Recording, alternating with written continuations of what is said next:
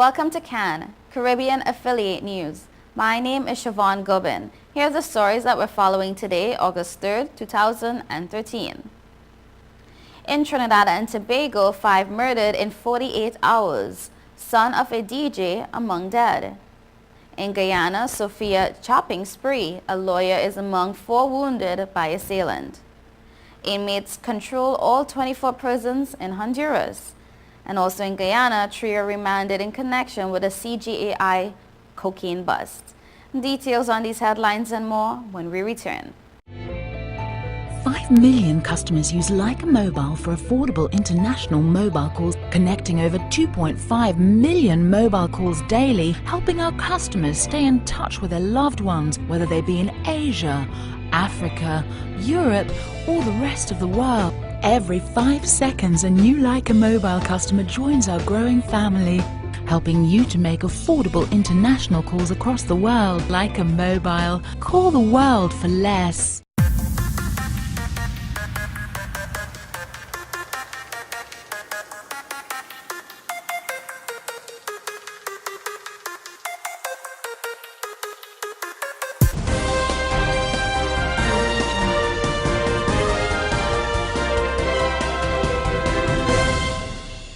Welcome back to CAN, Caribbean Affiliate News. My name is Siobhan Gubin. This segment of the news is sponsored by Emerald's Travel. Police are probing 5 murders, 3 of which took place last night. The most recent occurred around 11:20 p.m. last night in Santa Cruz. Police say residents heard several loud explosions at Pipio Road in Santa Cruz. Police were contacted, and upon checking, they found the bullet-riddled bodies of Gregory Charles, aka Jam Down, of 36 of Pipio Road, Santa Cruz, and Sherwin Cole, aka Dan, 37 of Cantaro Village, Santa Cruz. Both bloodied bodies bore multiple gunshot wounds. The bodies were lying in a garage at Charles's home. Residents say shortly after the shooting, a car was heard speeding out of the area. The incident is believed to be drug-related. Meanwhile, police are investigating a murder in Rio Claro. Reports state Andrew Gibson was murdered at Land Settlement No. 2. It is understood that Gibson and the suspect were drinking at a bar in the area and later left for home. Shortly before 9 p.m., the men had a heated argument, resulting in Gibson being stabbed in the neck. He died on the spot. A female relative was later detained and is assisting police with their investigation. An autopsy is expected to be conducted on the body. ASP Odette Lewis and a party of officers from the Rio Claro police are continuing investigations. And in Charleville, a 54-year-old St. Joseph watchman and construction worker was shot dead early Wednesday morning.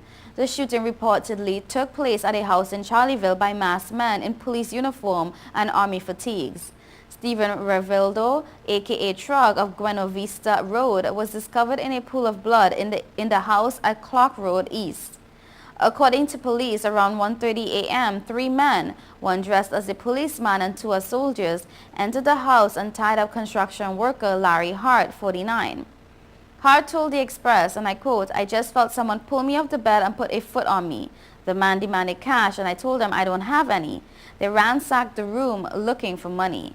Hart said the thieves struck him a few times with their firearms. The owner of the house, contractor Joseph Huggins, said he awoke when he heard Rivaldo calling out to him. Huggins said he came to my window and told me that he was feeling sick. I came out to the back of the house and asked him what was wrong. Then I saw one of the men dressed like a soldier and I ran back inside. They began shooting and I heard 3 shots. Hart said he heard a vehicle drive off and minutes later Huggins came and untied him. They found Rivaldo dead at the back of the house. Huggins said Rivaldo had lived in the house approximately 6 years and was a very helpful person. Huggins and Hart said nothing was taken from the premises. Police officers of the Central Division Task Force and Chaguanas CID responded. The body was removed to the Forensic Science Center for an autopsy. Also in Morvant, Jason Martin, the son of disc jockey Dr. Hyde, was shot 13 times while liming with a group of friends at Pelican Extension, Morvant, around 10 a.m. on Wednesday. Martin, 29, of 2nd Caledonia, Morvant, was with a group of friends when he got into an argument with one of them who pulled out a firearm and shot him. Martin was rushed to the Port of Spain General Hospital, where he was pronounced dead on arrival. Police said the friends tried to sanitize the murder scene before the lawmen arrived. Police have information on the suspect and will be pursuing him with all due diligence. In Guyana, a father chopped his daughters and wife in Sofia Thursday night, including his stepdaughter, attorney-at-law Wanda Fortune. Camerabola has the details. Wanda Fortune, age 26, was discharged from the Georgetown Public Hospital Corporation early yesterday. She sustained about 3 lacerations to her back and another to her head. She refused to speak to the media because she claimed she has lost a lot of blood and was feeling weak. Her mother, Dorothy Blackman Fordyce, is in critical but stable condition, and the hospital's high dependency unit with her 20-year-old daughter, Latoya Wilson, just a few beds away from her. Wilson was chopped once to her neck, while her mother sustained 2 chop wounds to her head, which has left her with a fractured skull.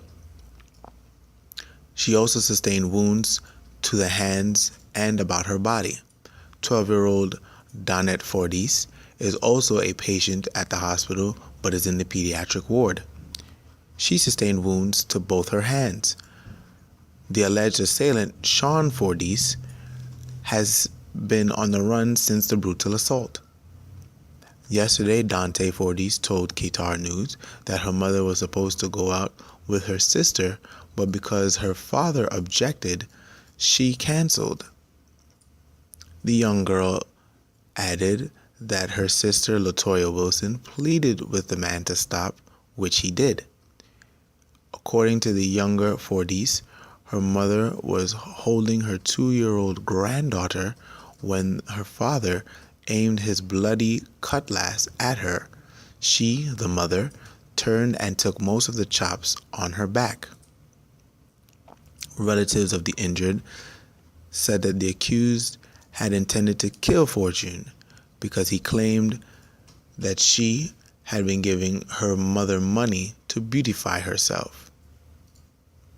Blackman Fordyce has been selling newspapers at the junction of Alexander and Church Streets for over 30 years. Her daughters help her on a daily basis. This is Cameron Bowler reporting for Caribbean Affiliate News. The Inter-American Commission on Human Rights says the 24 prisons in Honduras are controlled by inmates because the state has abandoned its responsibility for rehabilitating people convicted of crimes.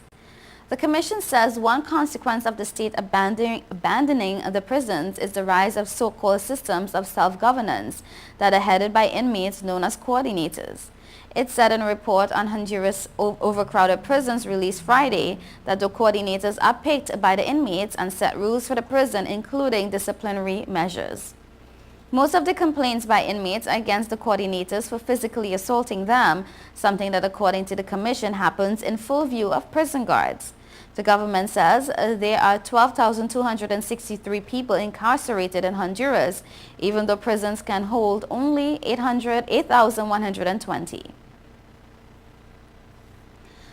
2 Guyana Revenue Authority officers and a security agent attached to the Chady Jagan International Airport were Friday refused bail for allegedly conspiring with others to ship 11.4 kilos of cocaine via the airport last weekend. It is alleged on Saturday, July 27, the trio, Anthony Thomas, Ravindra Singh, and called Ravi, and Gregory Liu, a former national footballer, conspired with others to ship the illicit substance via the airport.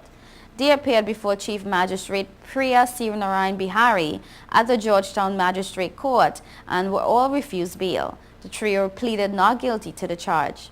Thomas of Newmarket and Main Streets in the city and Liu, aged 30, of First Street, Hursteling, East Bank, Demerara, are employed by the GRA as custom officers, while Singh, 19, of Company Path, West Rumvelt, is attached to the Security Innovation Concept firm at the CJIA. According to CNAU, Prosecutor Oswald Messiah, the number 2 defendant, Singh, approached an airline employee on July 20th with a proposal to generate a baggage tag with an induced payment of $2,500 US. The tag was generated. However, the airline employee became fearful and requested that the tag be returned, but this was never done. He said that on the day in question, Thomas, who is the number 1 defendant, was milling around the airport even though his shift had ended earlier that day. Messiah said Singh exchanged words with an airside vehicle operator to have a bag placed on the vehicle. Lou, he noted, had reported for duty that day and, according to him, acted as the lookout, having been offered monies as part of the arrangement. He alleged that it was Lou who took the bag containing the illegal substance, which were packed with 10 blocks of parcels, from his office and placed it on a baggage cart for it to be checked. An alert airport security officer observed what had transpired, and after conducting a search, the drug was discovered. CANU then took possession of the bag and conducted its investigations. Attorney at law Nigel Hughes, who appeared on behalf of Thomas, told the court that his client had been a customs officer for some 10 years. He said that the drug was not found in his client's possession and CANU had not indicated any information to this extent. He argued too during an exchange with Messiah that the anti-narcotic agency had no admissible evidence to implicate Thomas. Messiah noted, however, that the agency was still conducting investigations, which may include photographic evidence. He said the process would take some 2 weeks. He added that Thomas could not be located soon after the drugs were discovered, and according to him, the father of 5 was taken into custody by police soon after his photograph was published in the national newspapers. Hughes said the charge against his client was a bailable one and on such grounds requested bail. You're watching Caribbean Affiliate News. We will be right back.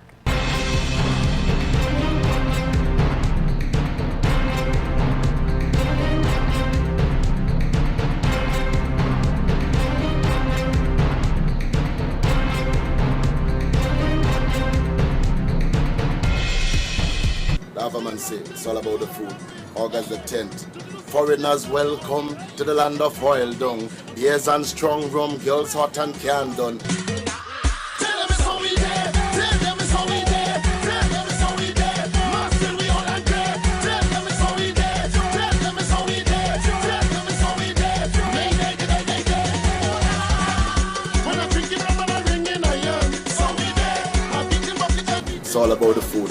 Oil dung fest, August 10th, Lapama, and in the place. It's not me, it's you.